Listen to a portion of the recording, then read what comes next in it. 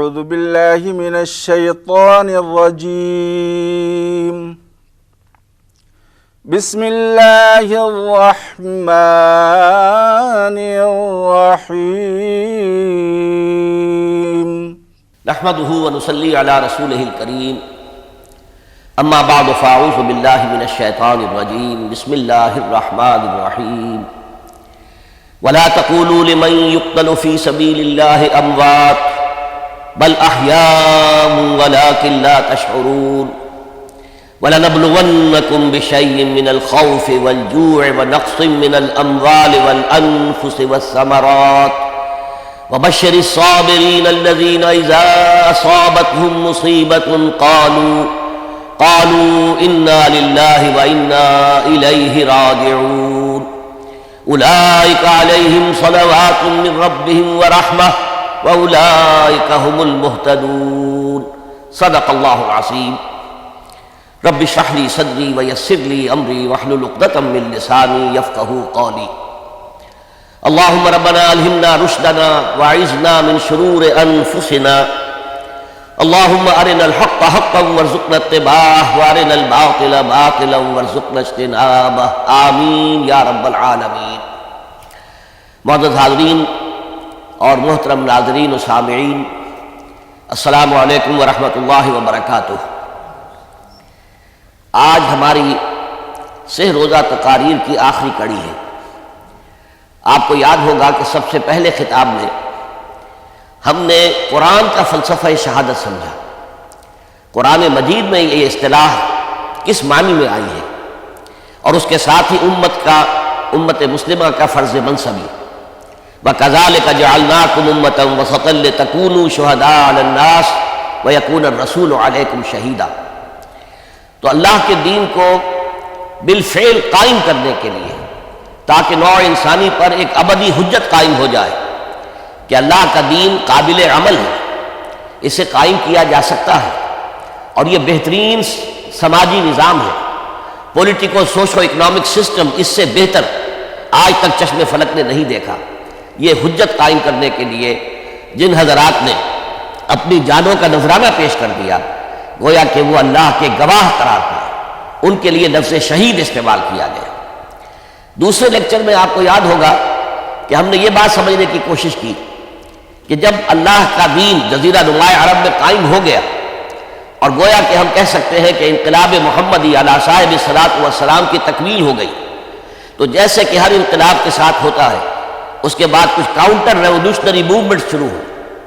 چنانچہ سب سے پہلے اندرون ملک عرب جھوٹے نبی کھڑے ہو گئے، نبوت کے جھوٹے دعوے دار، اور بہت سے لوگوں نے حکومت کو زکوٰۃ ادا کرنے سے انکار کر دیا.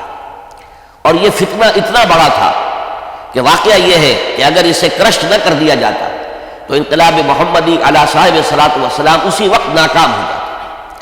یہ حضرت ابو بکر صدیق رضی اللہ تعالیٰ عنہ کے فضائل کا سب سے درخشاں باب ہے کہ انہوں نے اپنے عزم اور ہمت اور استقلال اور اللہ پر اعتماد، اللہ پر توکل اور بھروسے کے ساتھ ان دونوں فتنوں کو آئرن ہینڈ کے ساتھ کرش کر دیا. اور سوا سال ہی میں ان دونوں کاؤنٹر ریولوشنری موومنٹس کو ختم کر کے اس کے بعد انہوں نے جلد ہی اس نظام کا گویا کہ انچارج حضرت عمر رضی اللہ تعالیٰ عنہ کو بنا دیا کہ جو خلیفہ ثانی ہے. پھر ہم نے دیکھا کہ حضرت عمر کے زمانے میں رضی اللہ تعالیٰ عنہ توسیع کا جو عمل ہے، توسیع انقلاب محمدی کا عمل بڑی تیز رفتاری کے ساتھ جاری ہوا. فتوحات کا سیلاب آیا، ایران پوری سلطنت تہس نہس ہو کر رہ گئی، اس کے پرچے اڑ گئے. سلطنت روما اپنے تمام شمالی افریقی مقبوضات سے محروم، مغربی ایشیا سے اسے بے دخل کر دیا گیا، صرف وہ یورپ کے اندر محدود ہو کر رہ گئی. اب ظاہر بات ہے کہ اس کے خلاف بھی تو پھر رد عمل ہونا تھا، کاؤنٹر ریولوشنری موومنٹس اٹھنی تھی. تو سب سے پہلے حضرت عمر رضی اللہ تعالیٰ عنہ کی خلافت اور اس کے چراغ کو بجھانے کے لیے ایران کی طرف سے رد عمل ظاہر ہوا. ہرموزان جو ایک بڑا ان کا جرنیل تھا، اس کی سازش اور ابو لولو فیروز کے ذریعے سے حضرت عمر رضی اللہ تعالیٰ عنہ کو شہید کر دیا گیا. سمجھا یہ گیا تھا کہ یہ ساری عمارت شاید اسی شخصیت کے بل پر کھڑی ہے، لہذا جب میدان سے حضرت عمر ہٹ جائیں گے تو یہ خلافت کی پوری عمارت جو ہے وہ زمین بوس ہو جائے گی. لیکن معلوم ہوا یہ عمارت محمد کی بنائی ہوئی تھی صلی اللہ علیہ وسلم. کھنڈر بتا رہے ہیں عمارت عظیم تھی، بڑی عظیم عمارت تھی جو حضور نے تعمیر کی تھی. لہذا حضرت عمر کی شہادت سے کوئی فرق واقع نہیں ہوا. حضرت عثمان رضی اللہ تعالیٰ عنہ آ گئے میدان میں، اور میں بتا چکا ہوں آپ کو کہ ان کے میں دور خلافت کے جو 12 سال ہیں ان میں سے پہلے 10 سال بالکل حضرت عمر فاروق رضی اللہ تعالیٰ عنہ کی خلافت کے دور کی مثال ہے. اسی تیزی کے ساتھ انقلاب جو ہے آگے بڑھ رہا تھا، فتوحات کا دائرہ پھیل رہا تھا، اور اندرون ملک پورا امن، سکون، اطمینان اور چین تھا. لیکن ان کی دور خلافت کے آخری دنوں میں اب یہودیوں کی طرف سے رد عمل اور ایک کاؤنٹر ریولوشنری موومنٹ عبداللہ ابن سبا کے ذریعے سے، کہ جس نے اسلام کا لبادہ اوڑھا اور منافقت کے پردے کے ساتھ وہ عالم اسلام میں داخل ہوا. اور اس نے چونکہ دیکھ لیا کہ پرانی چپتلش ہے، پرانی چشمک ہے جو قریش کے 2 بڑے قبیلوں کے مابین یا 2 بڑے گھرانوں کے مابین چلی آ رہی تھی، بنو ہاشم، بنو امیہ. تو پہلے 2 خلفاء جو تھے وہ نہ بنو ہاشم سے تھے نہ بنو امیہ سے تھے. حضرت ابو بکر صدیق بنو تیم سے تھے، حضرت عمر بنی عدی میں سے تھے، لیکن حضرت عثمان اب بنو امیہ میں سے تھے. اس کو انہوں نے گویا کہ دکھتی رگ بنا کر پکڑا اور پروپیگنڈا شروع کیا کہ خلافت تو بنو ہاشم کا حق ہے، کیونکہ حضور ہاشمی تھے صلی اللہ علیہ وسلم. تو گویا کہ عثمان غاصب ہے رضی اللہ تعالی عنہ، بلکہ ان سے دونوں پہلے جو تھے حضرت عمر اور حضرت ابو بکر وہ بھی غاصب ہیں. اس کے ساتھ ہی فتنے کی مختلف شکلیں انہوں نے شروع کی. یہ الفتنۃ الکبریٰ کہلاتا ہے ہماری تاریخ میں، عظیم ترین فتنہ، جس کے نتیجے میں حضرت عثمان رضی اللہ تعالیٰ عنہ شہید ہو گئے. اور ان کی شہادت کے بعد اگرچہ خلافت حضرت علی رضی اللہ تعالیٰ عنہ کے ہاتھ میں آئی، لیکن یہ کہ باہمی خانہ جنگی کا وہ سلسلہ شروع ہوا جو حضرت علی کے دور خلافت جو 5 سالوں پر مشتمل ہے، اس کے دوران مسلسل خانہ جنگی رہی. ایک طرف شیعان علی تھے، دوسری طرف شیعان عثمان آ گئے جو حضرت عثمان رضی اللہ تعالیٰ عنہ کے قتل کے قصاص کے مطالبے کو لے کر سامنے آئے. جنگ جمل ہوئی، ایک رات میں 10,000 مسلمان شہید ہوئے. جنگ صفین میں 74,000 مسلمان شہید ہوئے. جنگ نہروان میں پھر 4,000 مسلمان شہید ہوئے. یہ شہادتیں جو چل رہی تھی یہ کس لیے چل رہی تھی کہ جو بھی عمارت خلافت کی قائم ہوئی تھی اب اسے قائم رکھا جائے. اغیار کی طرف سے جو سازشیں ہو رہی ہیں، جو حملے ہو رہے ہیں، اسے ختم کرنے کے لیے ان کا مقابلہ کیا جائے. تو یہ اور اس کا یہ دور ختم ہوتا ہے حضرت علی کی شہادت پر رضی اللہ تعالی عنہ. اور یہ بات نوٹ کر لیجئے کہ حضرت علی کو شہید کرنے والے وہ خارجی تھے. عبد الرحمن ابن ملجم خارجی طبقے سے تعلق رکھتا تھا جو پہلے حضرت علی کے لشکر میں شامل تھے، لیکن جب حضرت علی نے رضی اللہ تعالی عنہ تحکیم اور ثالثی کی تجویز قبول کر لی تو وہ ناراض ہو گئے کہ اللہ تعالیٰ ہی ہے حاکم اور حکم، ان الحکم الا للہ. یہ انسانوں کو حکم کیوں بنا لیا گیا؟ اور اس میں اتنی شدت اختیار کی کہ وہ علیحدہ ہو گئے. اسی لیے انہیں خوارج کہا گیا. انہوں نے رائے یہ قائم کر دی جو مسلمان کبھی کوئی گناہ کبیرہ کا ارتکاب کرے گا وہ کافر قرار پائے گا. جب کافر ہوگا تو گویا کہ مرتد ہے تو واجب القتل، اس کا مال، اس کی عزت سب مباح ہے. یہ ہمارا سب سے پہلا گمراہ ترین فرقہ تھا. انہی میں سے 3 افراد نے بیٹھ کر اسکیم بنائی کہ یہ 3 افراد ایسے ہیں کہ جن کو اگر میدان سے ہٹا دیا جائے تو شاید مسلمانوں کی باہمی خانہ جنگی ختم ہو جائے اور مسلمان پھر کسی ایک خلیفہ پر راضی ہو جائے. اور یہ تینوں کافر ہیں، معاذ اللہ ثم معاذ اللہ. حضرت علی کافر ہیں، ان کو قتل کرنے کی ذمہ داری عبد الرحمن ابن ملجم نے لی. حضرت معاویہ قاتل ہیں، ان کے لیے کسی اور کو اسائن کیا گیا. عمرو بن العاص قاسم ہیں، ان کے لیے کسی اور کو اسائنمنٹ دی گئی. ہوا یہ کہ حضرت عمرو بن العاص وہ تو اس روز فجر کی نماز میں آئے نہیں، ان کی جگہ جو امام تھا وہ شہید کر دیا گیا. حضرت معاویہ رضی اللہ تعالی عنہ ان پر وار اوچھا پڑا، زخمی تو ہوئے لیکن یہ کہ پھر تندرست ہو گئے. حضرت علی رضی اللہ تعالی عنہ پر بہت کاری وار ہوا اور حضرت علی رضی اللہ تعالی عنہ کی شہادت سن 35 ہجری میں ہو گئی. یہ جو خلافت راشدہ کا اختتام یا تو سن 35 ہجری میں حضرت علی کی شہادت سے سمجھا جائے گا، یا میری ذاتی رائے ہے کہ نہیں، اس میں حضرت حسن کا دور خلافت بھی شامل ہونا چاہیے. حضرت حسن کو کسی نے نامزد نہیں کیا تھا، نہ انہوں نے اپنی امیدواری کے ساتھ اپنے طاقت کے بل پر خلافت حاصل کی تھی، بلکہ حضرت علی سے جب یہ کہا گیا تھا کہ کیا ہم آپ کے بیٹے حسن کے ہاتھ پر بیعت کر دیں تو انہوں نے فرمایا تھا کہ میں نہ تمہیں روکتا ہوں نہ حکم دیتا ہوں، یہ تمہارا معاملہ ہے، تم جسے مناسب سمجھو اس کے ہاتھ میں بیعت کرنا۔ حضرت حسن رضی اللہ تعالیٰ عنہ نے جن کے ہاتھ میں جو بیعت ہوئی، اب معاملہ یہ ہو گیا کہ امیر معاویہ رضی اللہ تعالیٰ عنہ وہ ایک لشکر لے کر شام سے چلے۔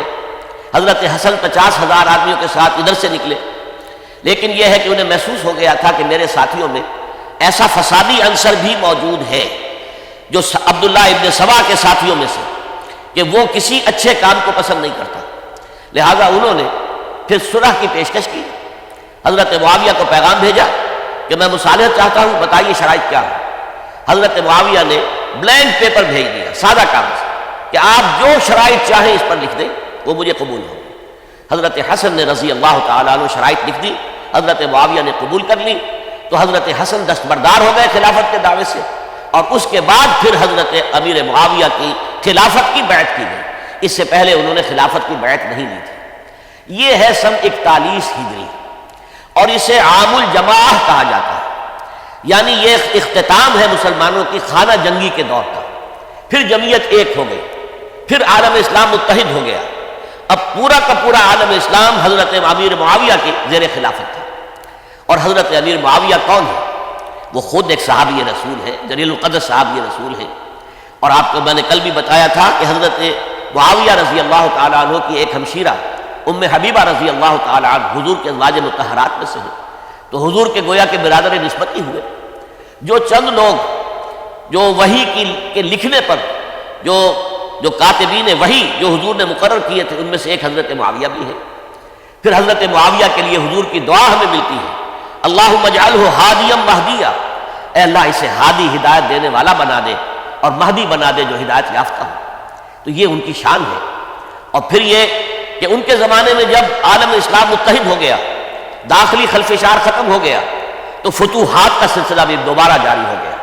حضرت علی رضی اللہ تعالیٰ عنہ کے 5 سالہ دور خلافت میں کوئی توسیع نہیں ہو سکی تھی دارالاسلام کی، کوئی مزید علاقے جو ہیں سلطنت اسلامی میں شامل نہیں کیے جا سکے تھے، اس لیے کہ سارا معاملہ تو داخلی خلفشار کا تھا۔ وہ جو خانہ جنگی ہو رہی تھی، ایک دوسرے کی تیروں اور تلواروں اور نیزوں سے 1 لاکھ کے قریب مسلمان ختم ہو گئے تھے، تو اندر سے گویا کہ موشن ٹوٹ گیا اس سیلاب کا۔ تو سیلاب پھر دوبارہ جب امت جمع ہو گئی عام الجماع کے بعد، تو حضرت معاویہ رضی اللہ تعالیٰ عنہ ان کا دور خلافت اب 20 برس ہے، اندازہ کیجیے۔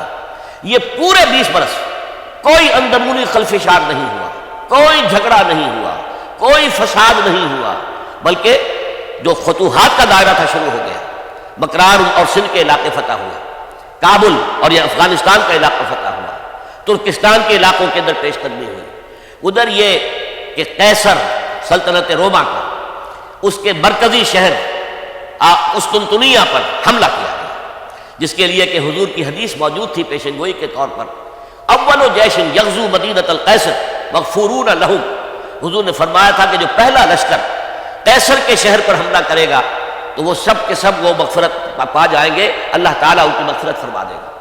اگرچہ کامیابی نہیں ہوئی، لیکن اس پیشن گوئی کی وجہ سے آپ کو معلوم ہے کہ حضرت ایوب رضی اللہ تعالیٰ عنہ ان کو بھی اس پیشن گوئی کی وجہ سے، حالانکہ 90 برس سے اوپر عمر تھی، لیکن وہ بھی کہا انہوں نے کہ میں بھی اس میں جانا چاہتا ہوں، چنانچہ اس لشکر میں گئے، وہیں فوت ہوئے۔ بہرحال یہ سارے کارنامے اپنی جگہ پر، امن و امان اپنی جگہ پر، اس کے باوجود اہل سنت والجماعت حضرت معاویہ کے دور خلافت کو خلافت راشدہ میں شامل نہیں سمجھتے۔ اس کی وجہ کیا ہے؟ خلافت راشدہ کی شرط اولین قرآن مجید کے حکم کے مطابق امرہم شورا بینہم، مسلمانوں کے باہمی معاملات باہمی مشورے سے طے پاتے ہیں۔ حضرت ابوبکر صدیق رضی اللہ تعالیٰ عنہ سقیفہ بنی سعدہ کے اندر مشورے کے بعد ان کو منتخب کیا گیا اور ان کے ہاتھ میں بیعت ہوئی۔ حضرت عمر رضی اللہ تعالیٰ عنہ کو حضرت ابوبکر نے مسلمانوں سے مشورہ کر کے پھر نامزد کیا۔ حضرت عثمان کے لیے حضرت عمر رضی اللہ تعالیٰ عنہ نے اپنے جانشین کے لیے 6 افراد پر مشتمل کمیٹی بنا دی، جو بڑے سے بڑے جو اصحاب جو جن کے بارے میں کہا گیا ہے کہ جن کو دنیا ہی میں بشارت دے دی گئی تھی، جو عشرہ مبشرہ میں سے جو باقی تھے، ان کے اوپر مشتمل کمیٹی بنا دی کہ آپ لوگ طے کر لیں اور اپنے سے کسی ایک پر جمع ہو جائیں۔ اس اعتبار سے حضرت علی کے ہاتھ پر بھی جو بیعت ہوئی ہے تو وہ اہل مدینہ کے دباؤ پر ہوئی ہے، ان کے مطالبے پر ہوئی ہے۔ حضرت علی خود جو ہے وہ خلافت کے مدعی نہیں تھے، بلکہ انکار کرتے رہے، چونکہ فتنے کا دور تھا، حضرت عثمان شہید ہوئے تھے، مسلمانوں کے دل زخمی تھے، اس حالت میں وہ سمجھتے تھے کہ اگر میں یہ خلافت جو ہے اپنے ہاتھ میں لے لوں گا تو ہو سکتا ہے کہ اس کا حق ادا نہ کر سکوں۔ لیکن یہ کہ جب انہوں نے دیکھا کوئی اور بھی تیار نہیں، طلحہ بھی تیار نہیں، زبیر بھی تیار نہیں، تو آخر مسلمانوں کو بغیر امارت کے چھوڑا تو نہیں جا سکتا، تو حضرت علی نے وہ قبول کر لیا۔ حضرت حسن کے بارے میں بتا چکا ہوں کہ ان کے بارے میں لوگوں نے کہا تو حضرت علی نے فرمایا میں نہ حکم دیتا ہوں نہ روکتا ہوں۔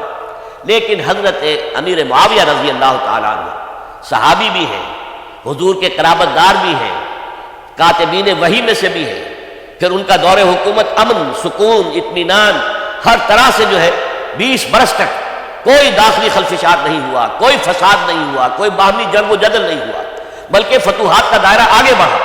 اس کے باوجود چونکہ انہوں نے طاقت سے خلافت حاصل کی، لہذا ان کے دور خلافت کو ہم خلافت راشدہ میں تسلیم نہیں کرتے، حالانکہ وہ خود راشد ہیں، اس لیے کہ تمام صحابہ کرام کے بارے میں سورہ حجرات میں فرمایا وَلَٰكِنَّ اللَّهَ حَبَّبَ إِلَيْكُمُ الْإِيمَانَ وَزَيَّنَهُ فِي قُلُوبِكُمْ وَكَرَّهَ إِلَيْكُمُ الْكُفْرَ وَالْفُسُوقَ وَالْعِصْيَانَ أُولَٰئِكَ هُمُ الرَّاشِدُونَ۔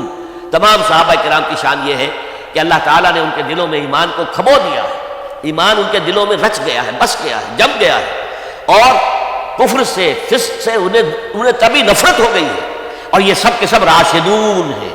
تو تمام صحابہ راشدون ہیں، اس اعتبار سے خود حضرت امیر معاویہ بھی راشدون میں شامل ہیں، لیکن خلفائے راشدین میں شامل نہیں ہیں۔ خلفائے راشدین عام طور پر تو ہم کہتے ہیں حضرت ابوبکر، حضرت عمر، حضرت عثمان، حضرت علی۔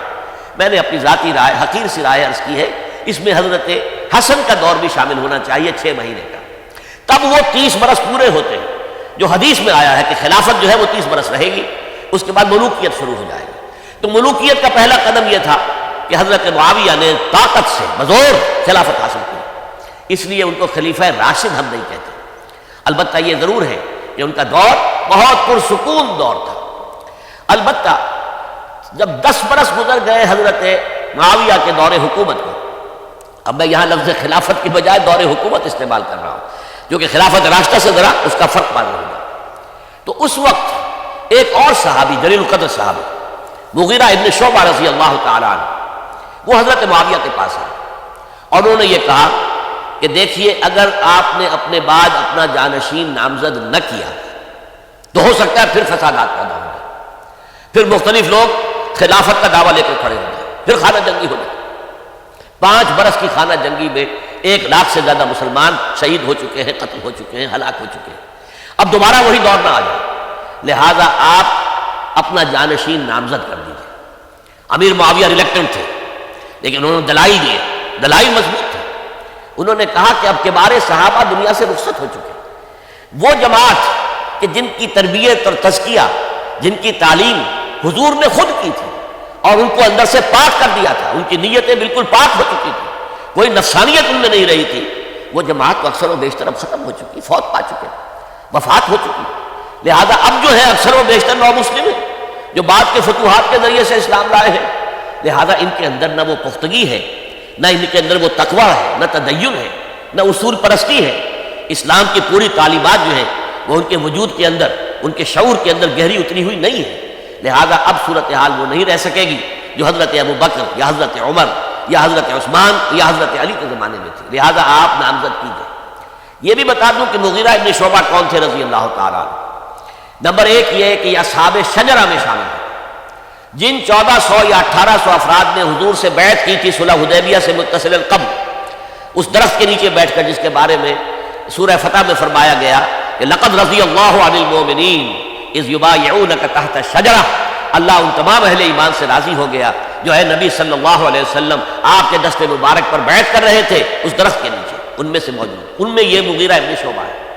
پھر مغیرہ ابن شعبہ وہ ہے کہ حضرت علی اور امیر معاویہ ان کے درمیان جو خانہ جنگی ہوئی اس میں ہمیشہ حضرت علی کے ساتھ ہوئے، حضرت علی کے ہی وہ سپورٹر تھے، ان کے ساتھ تھے۔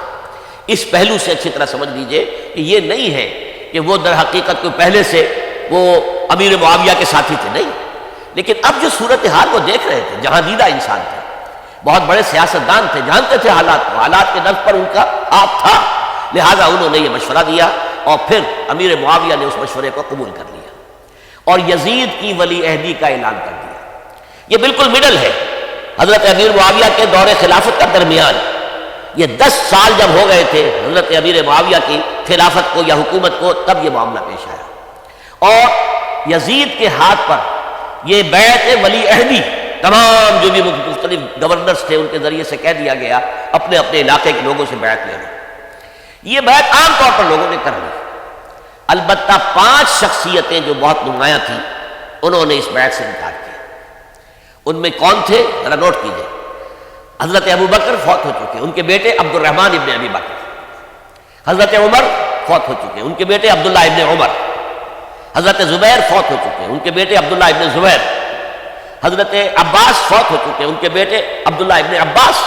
حضرت علی شہید ہو چکے، ان کے بیٹے حسین ابن علی رضی اللہ تعالی عنہم اجمعین۔ یہ 5 جو امت کے بہت بڑے 5 افراد کے گویا کے وہ چشم و چراغ تھے ان گھرانوں کے، انہوں نے انکار کیا۔ اور ان میں خاص طور پر عبد الرحمن ابن ابی بکر نے یہ جملہ کہا کہ تم چاہتے ہو کہ قیصر و کسریٰ کی سنت پر عمل کرو کہ باپ کے بعد بیٹا حاکم بن جائے، یعنی ایک قدم تو خلافت کا نظام پہلے ہی نیچے اتر چکا۔ مشاورت سے تو حضرت امیر معاویہ کا بھی جو نسل ہوا ہے وہ مشاورت سے نہیں ہوا۔ ایک درجے میں وہ جو اللہ تعالیٰ کے رسول نے عمارت بنائی تھی شاندار، اس خلافت کا جو سیاسی نظام تھا اس میں ایک تو کڑی آ چکی زوال کی کہ ایک شخص نے طاقت کے ذریعے سے خلافت حاصل کر لی۔ اب اس کی اگلی کڑی لانا چاہتے ہیں کہ قیصر و کسریٰ کے طریقے سے خاندان کے اندر، ایک قبیلے کے اندر یہ خلافت جو ہے یا حکومت جو ہے نسل بعد نسل، باپ کے بعد بیٹا اور بیٹے کے بعد پوتا، اس کو ہم کبھی گوارا نہیں کریں۔ حضرت امیر معاویہ بہت دانشمند انسان تھے، انہوں نے ان 5 حضرات پر کوئی تشدد نہیں کیا، کوئی جبر نہیں کیا، بلکہ رہنے دیا، ٹھیک ہے یہ بیعت نہیں کر رہے، ابھی تو بیعت ولی عہدی ہے، کوئی حرج نہیں، لہٰذا کوئی جھگڑا، کوئی اس وجہ سے کوئی فساد، اس بنا پر کوئی جنگ نہیں ہوئی۔ 10 سال گزر گئے، یعنی 10 سال تک یزید ولی عہد رہا ہے، 10 سال تک، اور اس سوائے ان 5 بڑی شخصیتوں کے جو پوری امت تھی، عوام الناس تھے، ان سب نے اسے قبول کیا۔ یہ صورتحال اب جب پیدا ہوئی جب حضرت امیر معاویہ کا انتقال ہو گیا، یہ سن 60 ہجری ہے۔ اب سوال پیدا ہوا کہ وہ ولی عہدی کی بیعت اب بیعت خلافت میں منتقل ہو جائے گی، لہذا پھر یہ ہوا کہ سب لوگوں سے، سب گورنروں کو لکھ دیا گیا تمام صوبوں کے اندر کہ اپنے اپنے لوگوں سے بیعت لے لو۔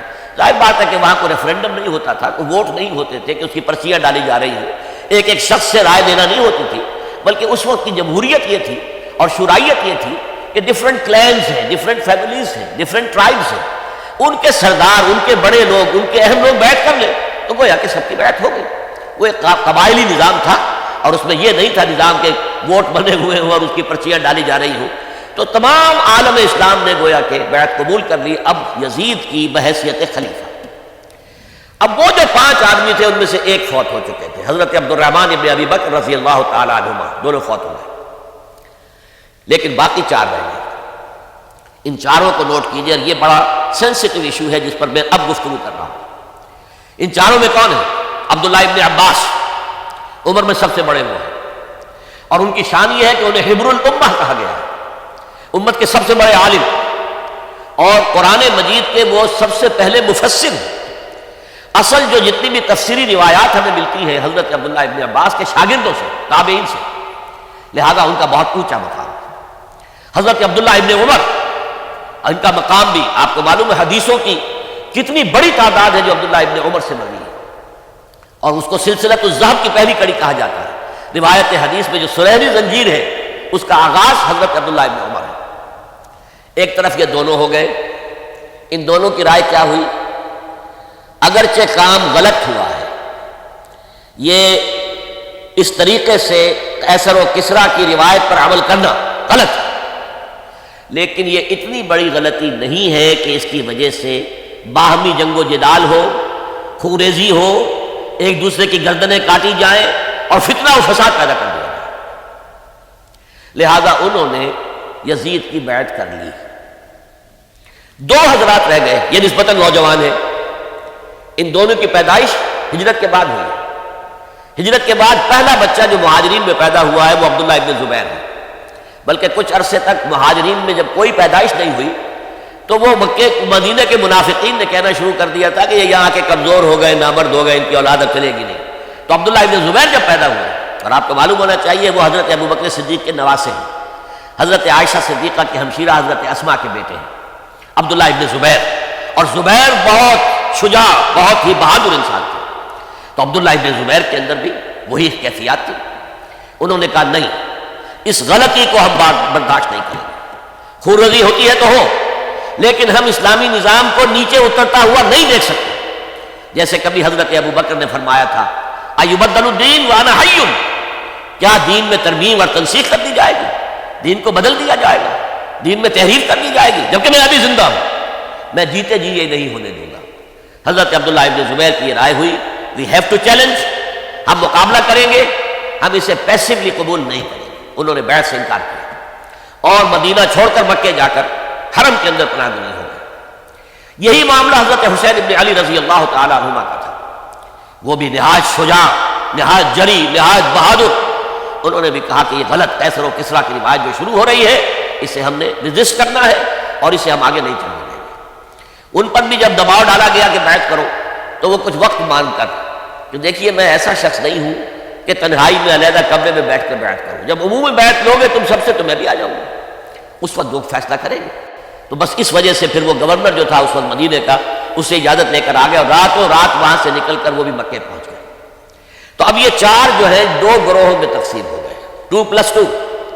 دو کی رائے یہ ہوئی کہ بات غلط ہے لیکن اس کی بنا پر خوریزی، جنگ و جدال، جنگ آپس میں خوریزی کرنا یہ صحیح نہیں، بلکہ مصلحت اس میں ہے کہ اس کو قبول کر لیا جائے، پھر اللہ تعالیٰ کو بہتر حالات پیدا کرے گا اس کے ذریعے سے، تعلیم کے ذریعے، تلقین کے ذریعے سے۔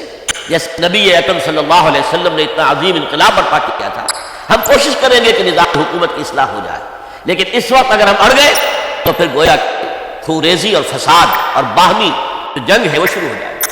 اور دو حضرات کی رائے ہوئی کہ نہیں، ہمیں ہر صورت میں رجسٹ کرنا ہے، خوریزی ہوتی ہے تو ہو، ہمیں جانے دینی پڑتی ہے تو دیں گے، ہم شہادت قبول کریں گے لیکن اس غلطی کو قبول نہیں کر سکتے۔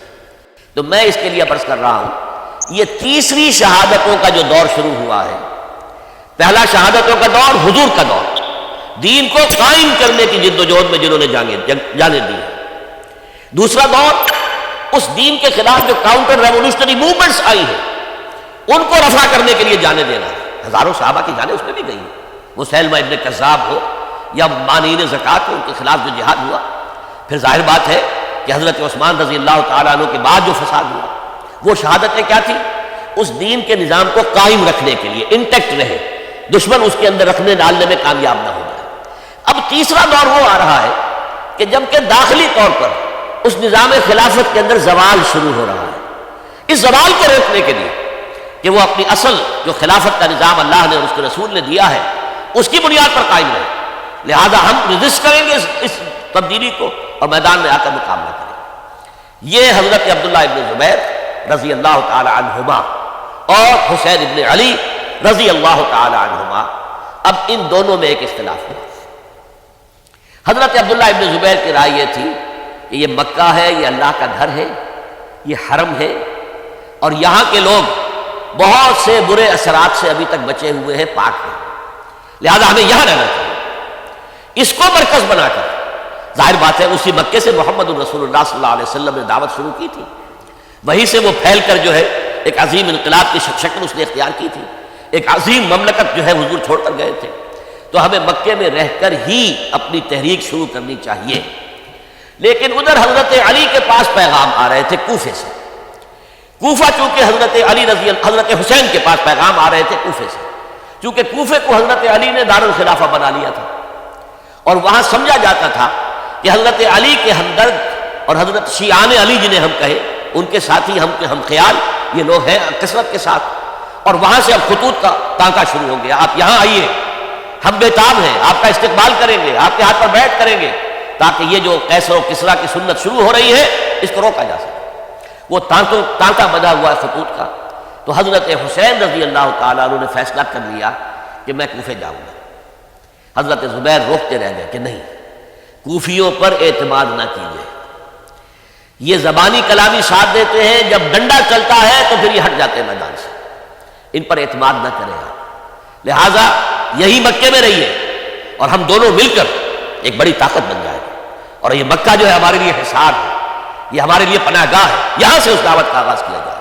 اب یہ افسوس ہے اسے اللہ کی مشیت سمجھا جائے، اللہ کی مرضی ہے، جو کچھ ہوتا ہے وہ تو باذن رب ہوتا ہے، اللہ اپنی مصلحتوں سے ہم سے زیادہ واقف ہے، ہم تو نہیں سمجھ سکتے۔ حضرت حسین نے فیصلہ کیا اور ڈٹ گئے اس فیصلے کہ میں کوفے جاؤں گا۔ اب یہ بھی بات قرآن مجید میں آیا ہے، حضور سے خطاب کر کے فرمایا گیا فَإِذَا عَزَمْتَ فَتَوَكَّلْ عَلَى اللَّهِ، جب ایک مرتبہ آپ ایک ارادہ کر لیں تو پھر اللہ پر توکل کیجیے، پھر یہ نہیں کہ کبھی آگے کبھی پیچھے جاؤں یا نہ جاؤں، یہ نہیں، یہ تردد یہ نہیں، بلکہ یہ کہ فیصلہ کر کے ڈٹ جائیے، اس لیے کہ جو بھی نتیجہ ہے وہ تو اللہ کے ہاتھ میں ہے، لہذا اللہ پر توکل کیجیے۔ فَإِذَا عَزَمْتَ فَتَوَكَّلْ عَلَى اللَّهِ، لہذا سب نے سمجھایا حضرت حسین کو کہ آپ کوفے نہ جائیں۔ سمجھانے والوں میں حضرت عمر بھی تھے رضی اللہ، حضرت عبداللہ ابن عمر بھی تھے رضی اللہ تعالیٰ عنہ، اگرچہ کوئی قرابت داری جو ہے قریبی نہیں تھی، لیکن بہرحال امت کی ایک شخصیت، عظیم شخصیت تھے۔ سمجھانے میں سب سے زیادہ زور صرف کیا ہے حضرت عبداللہ ابن عباس نے رضی اللہ تعالیٰ عنہما۔ اور حضرت عبداللہ ابن عباس کون ہیں؟ ایک رشتے سے حضرت حسین کے چچا ہیں، ایک رشتے سے حضرت حسین کے نانا ہیں۔ کیوں؟ حضرت علی اور حضرت عبداللہ ابن عباس چچا زاد بھائی ہیں، عباس کے بیٹے ابو طالب کے بیٹے، عباس اور ابو طالب بھائی ہیں، تو یہ فرسٹ کزن تھے حضرت علی اور عبداللہ ابن عباس رضی اللہ تعالیٰ عنہ۔ لہذا انہوں نے جب کہا تو گویا کہ ایک چچا ایک بزرگ سمجھا رہا ہے، اور دوسرے رشتے سے حضور نانا تھے حضرت حسین کے، اور حضور بھی کزن تھے حضرت عبداللہ ابن عباس کے، چچا زاد بھائی۔ اس حوالے سے سمجھ لیجئے کہ حضور کے کزن نانا کے درجے میں آ گئے، تو یہ دو رشتے تھے حضرت عبداللہ ابن عباس کے، اور انہوں نے بڑی الہا و زاری کے ساتھ بڑی اپنے مقام سے نیچے اتر کر خوشامد کی ہے، حسین خدا کے لیے باز آ جائے، حسین خدا کے لیے باز آ جائے، حسین اگر جانا ہی ہے تو اپنے بال بچوں کو لے کر نہ جائے۔ جس طریقے سے تمہارے باپ حضرت علی رضی اللہ تعالیٰ عنہ کو کوفہ کے اندر ذبح کر دیا گیا، کہیں ایسا نہ ہو کہ تمہیں بھی تمہارے بال بچوں کے سامنے ذبح کر دیا جائے، باز آ جاؤ۔ لیکن حضرت حسین اب اللہ کی طرف سے ان کے دل میں ایک ارادہ پختہ ہو چکا تھا، اور انہوں نے حضرت مسلم بن عقیل کو بھیجا تھا کہ جاؤ میری طرف سے کوفے والوں سے بیعت لیں اور پھر مجھے اطلاع دو۔ وہ گئے، وہاں 12,000 افراد نے بیعت کر لی۔ اب ان کا خط آ گیا کہ یہاں تو فضا بالکل ہموار ہے، اتنے لوگوں نے بیعت کی ہے، باقی بھی جیسے ہی آپ سامنے آ جائیں گے سب بیعت کر لیں گے، لہذا یہاں پر وہ ریزسٹنس کے لیے گویا کہ ہمارے پاس طاقت اس کوفے کے اندر بہت مضبوط طاقت ہوگی کہ ہم یزید کی حکومت کے خلاف ریزسٹ کر سکیں۔ اس کے بعد ہوا کیا؟ یزید نے عبید اللہ ابن زیاد کو گورنر بنا کر بھیج دیا۔ یہ شخص تھا بہت ڈنڈا چلانے والا، اس نے سختیاں شروع کی تو بہت سے لوگ اس بیعت سے قائد ہو گئے، لیکن مسلم بن عقیل وہ میدان میں آئے اور ان کے ساتھ ہزاروں آدمی آ گئے جنہوں نے بیعت کی تھی، ابھی تک بیعت پر قائم تھے، اور انہوں نے گورنر کے گھر کا گھیراؤ کر دیا۔ گورنر کے ساتھ 30-40 آدمی تھے کل، وہ چھتوں پر چڑھ گئے، وہاں سے پتھراؤ کیا، اور وہاں سے جو 30-40 آدمی کوفے کے تھے ان سے کہا تم اپنے اپنے لوگوں کو کہو کہ چلے جائیں واپس یہاں سے۔ انہوں نے اوپر سے کہنا شروع کیا، ڈرایا، بہت خوفناک نتیجہ نکلے گا، اب عبید اللہ ابن زیاد تم سب کو ہلاک کر دے گا۔ ایک ایک کر کے بھیڑ چھٹتی چلی گئی اور صرف چند افراد رہ گئے، اور اس کے نتیجے میں حضرت مسلم بن عقیل شہید کر دیے گئے، بلکہ ایک شخص حامی نے انہیں پناہ دی تھی کوفے میں، ان کو بھی قتل کر دیا گیا، شہید کر دیا گیا۔ اس پر یہ ہے کہ انہوں نے ایک شخص کے ذریعے سے پیغام دیا قتل کیے جانے سے پہلے کہ دیکھو میرا تو وقت آ گیا ہے، میں تو اب قتل ہو جاؤں گا، شہید کر دیا جاؤں گا، تو میرا پیغام حسین تک پہنچا دو رضی اللہ تعالیٰ عنہ کہ یہاں یہ بغاوت ہو گئی۔ لوگوں نے، کوفیوں نے، الکوفی لا یوفی، کوفی جو ہے وہ پورا نہیں کرتا اپنے عہد کو اور وفا کو، اس کا ایک ثبوت ہمیں مل گیا، یہ سب کے سب منحرف ہو گئے بیعت سے، آپ جہاں تک آ گئے وہاں سے واپس چلے جائیں۔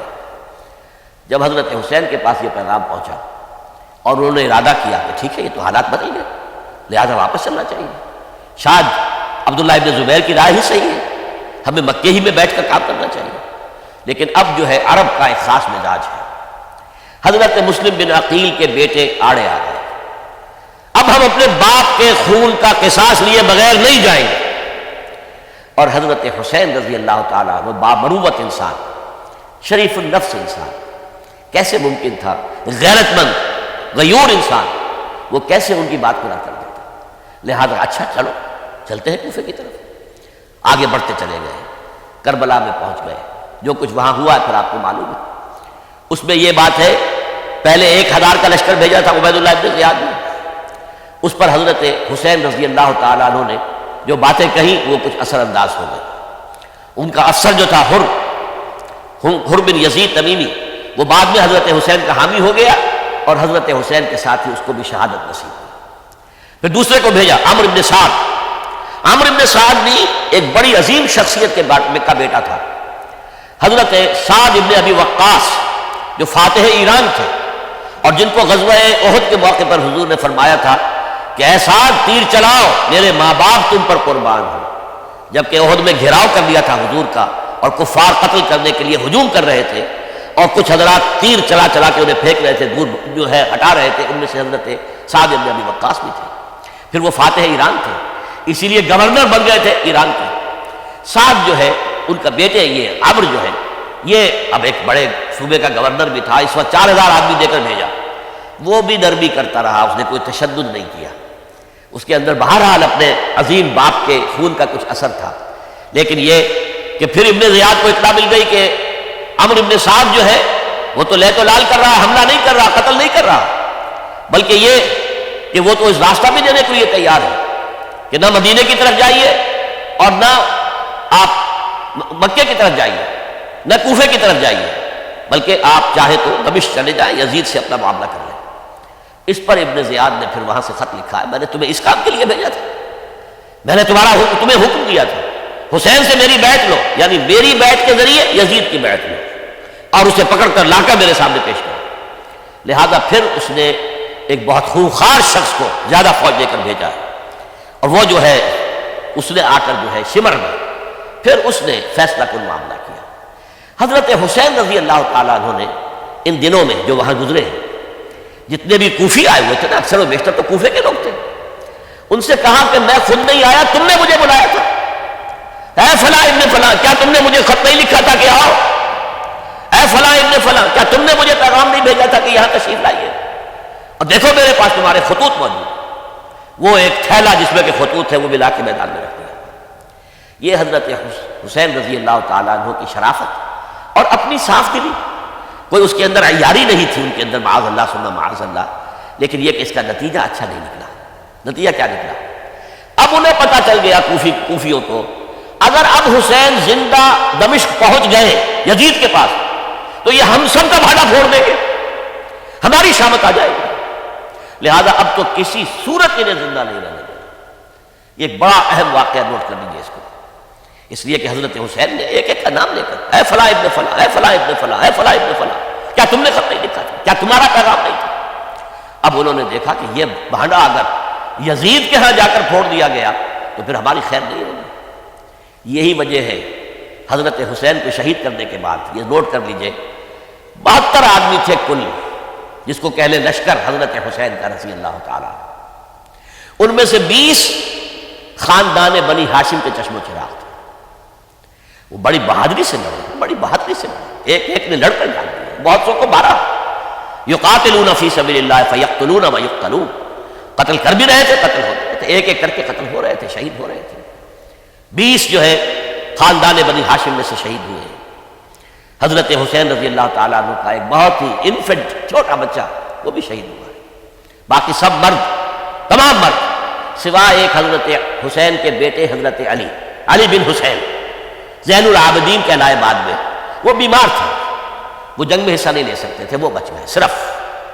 اچھا, حضرت حسین شہید ہو گئے. یہ ہے 10 محرم الحرام سن 61 ہجری. کیا مطلب ہے؟ حضور کے انتقال کے ٹھیک 50 برس بعد. سن 11 ہجری میں حضور کا انتقال اور سن 61 ہجری میں حضور کے نواسے اور جن کے بارے میں حضور نے فرمایا سیدہ شباب اہل الجنہ, حضرت حسین شہید کر دیے گئے. اور اس کے بعد اس لشکر نے خیموں کو آگ لگا دی. یہاں نکتہ سمجھ لیجیے آگ کیوں لگائی. انہیں معلوم تھا ہمارے خلاف ڈاکومنٹری پروف موجود ہے وہاں پر, وہ ہمارے خطوط کے تھیلے وہاں موجود ہیں. اگر وہ باقی رہ گئے تو ہماری شامت آ جائے گی, ہمیں کون بچائے گا. ورنہ ظاہر بات ہے کہ اگر تو وہ دشمنی کے انداز میں بات ہوتی تو خواتین کی بھی بے حرمتی کی گئی ہوتی, لیکن نہیں, کسی نے ظاہر بات ہے کہ خانوادہ نبوت کہ کسی خاتون کی بے حرمتی نہیں کی، قطعاً نہیں کی، قطعاً نہیں کی، قطعاً نہیں کی، لیکن خیمے جلانا ان کی ضرورت تھی تاکہ وہ ریکارڈ جو ہے ان کا وہ تلف ہو جائے، سارے خطوط جو ہے وہ جل جائیں تاکہ ان کے خلاف ثبوت باقی نہ رہے۔ یہ عظیم سانحہ کربلا ہے۔ اب چونکہ یہ ہماری تاریخ کے ان واقعات میں سے ہے جس پر بہت کچھ اختلافات ہیں، مختلف گروہوں کی تعبیرات بہت مختلف ہیں۔ ایک طرف اہل تشیع کا اپنا بیان ہے، دوسری طرف اہل سنت کا ایک اجماعی بیان ہے، تیسری طرف کچھ ایسے لوگ پیدا ہو گئے جو حضرت حسین رضی اللہ تعالیٰ عنہ پر الزام لگا رہے ہیں اہل سنت میں سے کہ وہ تو حکومت کے طالب تھے، وہ اقتدار کے خواہش مند تھے، واجب القتل تھے، معاذ اللہ ثم معاذ اللہ ثم معاذ اللہ۔ حضرت حسین اگرچہ صغار صحابہ میں سے تھے، یعنی حضور کی حیات طیبہ میں ابھی چھوٹے بچے تھے، لیکن ان کا شمار صحابہ میں ہے، اور پھر یہ وہ شخص ہے جو حضور کی گود میں کھیلا ہے، یہ وہ ہے جو حضور کے شانوں کے اوپر جس نے سواری کی ہے۔ علامہ اقبال نے جیسے حضرت اسماعیل کے لیے کہا ہے کہ وہ فیضان نظر تھا یا کہ مکتب کی کرامت تھی، سکھائے کس نے اسماعیل کو آداب فرزندی۔ ظاہر بات ہے حضرت اسماعیل کسی اسکول اور مدرسے دارالعلوم میں پڑھے نہیں تھے کہ وہاں پتہ چلتا کہ والد کا حق کیا ہے۔ یہ فیضان نصر تھا، ابراہیم کی نگاہ کا یہ فیضان تھا کہ بیٹے کے اندر وہ جذبہ پیدا ہوا کہ یا ابت افعل ما تؤمر، ابا جان جو خواب آپ دیکھ رہے ہیں اور جو حکم آپ کو اس خواب کے ذریعے مل رہا آپ کر گزریے، ستجدنی انشاءاللہ من الصابرین۔ تو اسماعیل کا معاملہ اگر یہ تھا فیضان نظر سے، تو حضرت اسماعیل کو حضرت ابراہیم کے پاس زیادہ رہے بھی نہیں، وہ تو مکے میں رہے۔ حضرت عثمان جو حضرت ابراہیم تو شام میں رہتے تھے، کبھی کبھی آ جاتے تھے، بس اس سے زیادہ معاملہ نہیں تھا۔ وہ فیضان نظر حضرت اسماعیل کو تھا، تو حضور صلی اللہ علیہ وسلم کا فیضان نظر کتنا ہوگا اس کا آپ اندازہ کیجئے۔ یہ کوئی جنگ اقتدار نہیں تھی، معاذ اللہ ثم معاذ اللہ ثم معاذ اللہ، بلکہ انہوں نے اپنا ایک فرض منصبی سمجھا کہ میرے نانا کا لایا ہوا نظام اور اس کے اصول اب ٹوٹ رہے ہیں۔ جیسے حضرت ابو بکر کا قول میں نے آج بھی آپ کو سنایا، ایبدل الدین وانا حی، کیا دین میں ترمیم اور تنسیخ کی جائے گی، دین کی باتوں کو بدل دیا جائے گا جبکہ میں ابھی زندہ ہوں۔ اسی طریقے سے گویا کہ زبان حال سے حضرت حسین اور عبداللہ ابن زبیر رضی اللہ تعالی عنہما ان دونوں نے یہ فیصلہ کیا کہ ہم روکیں گے اس کو۔ آپ اختلاف کر سکتے ہیں کہ حضرت حسین کی رائے صحیح تھی یا حضرت عبداللہ ابن عباس کی رائے صحیح تھی، یہ کہہ سکتے ہیں آپ، لیکن کسی کی نیت پر حملہ نہیں کر سکتے۔ اسی طریقے سے بعض لوگ جو ہے حضرت عبداللہ ابن عباس، عبداللہ ابن عمر، ان کی نیتوں پر حملہ کرتے ہیں۔ ان کو تو یزید نے دولت سے خرید لیا تھا، معاذ اللہ ثم معاذ اللہ ثم معاذ اللہ۔ یہ دونوں جلیل القدر صحابہ ہیں، یہ تو صغار صحابہ میں سے نہیں ہے، یہ جوان تھے پورے حضور کے زمانے میں، جنگوں میں حصہ لیا ہے۔ حضرت عبداللہ ابن عمر نے، عبداللہ ابن عباس نے رضی اللہ تعالیٰ عنہما، انہیں کوئی رقم نہیں خرید سکتی تھی، کوئی دولت نہیں خرید سکتی تھی۔ جو رائے انہوں نے قائم کی دیانتاً قائم کی۔ اور ہمارے ہاں اصول یہ ہے کہ جب کوئی نئی صورتحال پیدا ہو جائے اور اجتہاد کی ضرورت پیش آ جائے اور پوری کوشش کر کے مجتہد اجتہاد کر رہا ہے، تو اگر اسے غلطی بھی ہو جائے، مجتہد مخطی خطا کار اس کو بھی اکیرا ثواب ملتا ہے، اور مجتہد مصیب وہ مجتہد کہ جس کی رائے صحیح، جس کا فیصلہ صحیح، اسے دوہرا ثواب ملتا ہے۔ تو ان کے مابین ایک اختلاف رائے کا ہوا، اجتہاد کا ہوا۔ آیا یہ غلطی اتنی بڑی ہے کہ امت میں تفرقہ پیدا کیا جائے، امن و امان کو برباد کیا جائے، خوریزی کا بازار گرم کیا جائے، یا نہیں؟ دو کی رائے یہ ہوئی، ان کی مخلصانہ رائے تھی، ان کی دیانت دارانہ رائے تھی، ہم ان کی نیت پر حملہ نہیں کر سکتے، آپ اختلاف کرنا چاہیں تو کیجئے۔ اسی طرح حضرت عبداللہ ابن زبیر اور حضرت حسین ابن علی رضی اللہ تعالیٰ عنہ، ظاہر بات ہے کہ ان کا بھی ایک اجتہادی رائے تھی کہ نہیں، یہ دین کے نظام کے اندر بہت بڑا رکھنا پڑ رہا ہے، یہ تو اب قیصر و کسریٰ کی سنت شروع ہو رہی ہے، یہ اسلام کے دین کے اوپر طریقہ نہیں، عمل نہیں ہو رہا ہے، تو ہم اسے اپنی جانوں کا نذرانہ دے کر بھی اسے روکیں گے، روکنے کی کوشش کریں گے، رکے نہ رکے ہم اپنی جانیں دے دیں۔ یہ بھی دیانت دارانہ رائے تھی، مخلصانہ رائے تھی، ان کی نیت پر کوئی حملہ کم سے کم اہل سنت والجماعت میں سے کسی شخص کو حق نہیں ہے۔ اس لیے کہ اہل سنت والجماعت کا کہنا یہ ہے الصحابۃ کلھم عدول، صحابہ جتنے بھی ہیں وہ سب کے سب عدول ہیں، ان میں بدنیتی نہیں آ سکتی، خطا ہو سکتی ہے۔ اہل سنت کے نزدیک معصومیت خاصہ نبوت ہے، نبوت ختم ہو گئی محمد رسول اللہ صلی اللہ علیہ وسلم پر، آپ کے بعد معصوم کوئی نہیں، ابو بکر بھی معصوم نہیں، عمر بھی معصوم نہیں، عثمان بھی معصوم نہیں، علی بھی معصوم نہیں رضی اللہ تعالیٰ عنہ اجمعین۔ تو معصوم کون ہوگا؟ عبداللہ ابن عباس بھی معصوم نہیں، عبداللہ ابن زبیر بھی جو ہے معصوم نہیں، حسین ابن علی بھی معصوم نہیں، اسی طریقے سے عبداللہ ابن عمر، عبداللہ ابن زبیر کوئی معصوم نہیں۔ انہوں نے اپنی رائے قائم کی ہے، اس پر عمل کیا ہے دیانت دارانہ سنسیریٹی کے ساتھ، اور ان کے لیے اللہ تعالیٰ کے ہاں ہر طرح کا اجر و ثواب ہے، سب کے لیے۔ حضرت عبداللہ ابن زبیر کی رائے اس اعتبار سے بہتر ثابت ہوئی، انہوں نے مکے میں پھر حکومت قائم کی، 9 برس تک ان کی حکومت قائم ہوئی، بنو امیہ ختم نہیں کر سکے، سن 73 میں جا کر ان کی شہادت ہوئی ہے۔ اور ایک مرحلہ تو وہ بھی آیا تھا کہ شام اور مصر کی دونوں صوبے جو ہیں وہ بھی ان کے تحت آ گئے تھے۔ تو واقعہ یہ ہے کہ اگرچہ حضور نے ہمیں منع کیا ہے کہ کبھی یہ نہ کہا کرو کہ ایسا ہوتا تو ایسا ہو جاتا، نہیں، جو ہوا اللہ کی مرضی سے ہوا، اللہ کے اذن سے ہوا۔ حدیث کے الفاظ ہیں ان کلمۃ لو تفتح عمل الشیطان، یہ جو لو کاش یہ ہو جاتا، کاش یوں ہو جاتا تو بڑے اچھے نتیجے نکلتے، یہاں سے شیطان کا عمل شروع ہو جاتا ہے۔ ورنہ واقعہ یہ ہے کہ دل سے یہ بات نکلتی ہے، اگر حضرت حسین اور عبداللہ ابن زبیر یکجا ہو جاتے اور مکے کو اپنا مرکز بنا کر جو عظیم مقصد انہوں نے اپنے سامنے رکھا تھا کہ یہ جو روایت غلط آ رہی ہے اسلام کے دینی سیاسی نظام کے اندر، اس کو ہم روکیں گے، تو اللہ تعالیٰ انہیں کامیابی عطا فرما دیتا۔ لیکن یہ پھر ہم کہیں گے ما شاء اللہ کان وما لم یشاء لم یکن، جو اللہ نے چاہا وہ ہوا اور جو اللہ نے نہیں چاہا وہ نہیں ہوا۔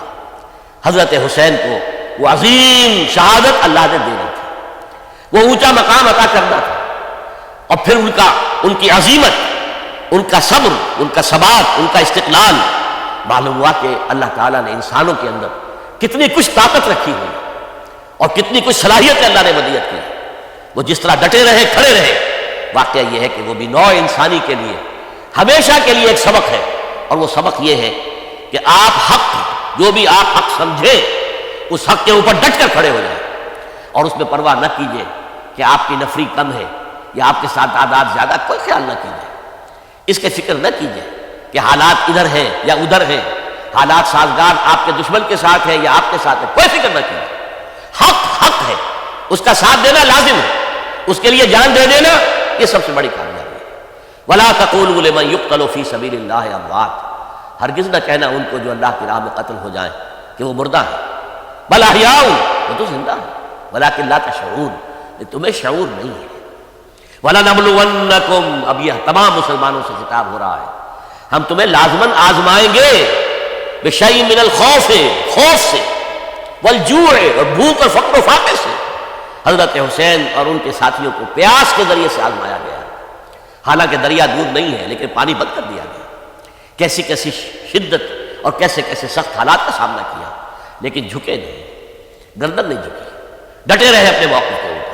وَلَنَبْلُوَنَّكُمْ بِشَيْءٍ مِّنَ الْخَوْفِ وَالْجُوعِ وَنَقْصٍ مِّنَ الْأَمْوَالِ وَالْأَنفُسِ وَالثَّمَرَاتِ، اور ہم تمہیں جانی اور مالی نقصانات کے ذریعے سے آزمائیں گے۔ وَبَشِّرِ الصَّابِرِينَ، اور اے نبی بشارت دے دیجئے صبر کرنے والوں کو۔ الَّذِينَ إِذَا أَصَابَتْهُمْ مُصِيبَةٌ، وہ کہ جن کو اگر کوئی مصیبت آئے، ان پر نازل ہو جائے، قالوا، تو وہ کہیں گے اِنَّا لِلَّهِ وَإِنَّا إِلَيْهِ رَاجِعُونَ، ہم اللہ ہی کے ہیں، اللہ ہی کی طرف ہمیں لوٹ جانا ہے۔ اولئک علیہم صلوات من ربہم ورحمہ، یہ ہے وہ جن پر ان کے رب کی طرف سے صلوات ہے، درود ہے اور رحمت ہے، واولئک هم المہتدون، اور یہی ہدایت یافتہ ہے۔ اللہم ربنا اجعلنا منہم، اللہم ربنا اجعلنا منہم، میرے اور آپ کے لیے سبق یہ ہے، صرف حضرت حسین کا کوئی دن بنا لینا یہ نہیں، ٹھیک ہے یاد تازہ کیجئے، بہت اچھی بات ہے، لیکن اس کا نتیجہ یہ نکلنا چاہیے کہ اگر حضرت حسین نے اپنی ہی نہیں، اپنے خاندان کی، اپنے اجزاء و اقربا کی، اپنے ساتھیوں کی جانوں کی قربانی پیش کر دی حق کے لیے، تو ہمیں بھی فیصلہ اور سبق یہ لینا چاہیے کہ ہمیں حق کا ساتھ دینا ہے، ہر چیز بعد چاہے اس کے نتائج کچھ بھی نکلے۔ اقول قولی ھذا واستغفر اللہ لی ولکم ولسائر المسلمین والمسلمات۔ جسے دیکھنی ہو جنت وہ نبی کے در سے گزرے، جدھر جدھر سے گزرے یہ ادھر ادھر سے